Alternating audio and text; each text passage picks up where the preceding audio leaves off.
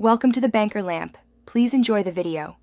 You begin by confirming your device supports dual SIM or eSIM and that both plans are active. This prevents surprises later. Once done, make sure the phone has at least 20% charge and is on Wi-Fi so the switch won't be interrupted. Next, backup or note current APN and network settings. You'll want to restore them if needed.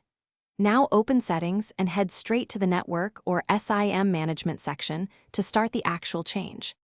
You now move to the SIM settings to pick the default data carrier. Navigate to Settings, then Network and Internet or Connections, and open the SIMs or SIM Card Manager. Tap Mobile Data and select the SIM you want to use for cellular data. The system will apply the change immediately.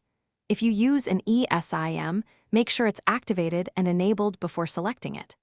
After selection, watch for the data icon and test a web page to confirm connectivity.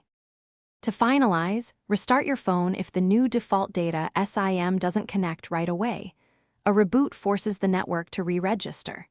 If problems persist, check and, if necessary, re-enter the APN settings for the chosen SIM, then toggle airplane mode to refresh the radio. Make sure the selected SIM shows data enabled. If you still cannot get service, contact the carrier to confirm provisioning. This is the single key troubleshooting step when everything else fails. Thanks for watching. If this was helpful, leave a like and consider subscribing. See you next time.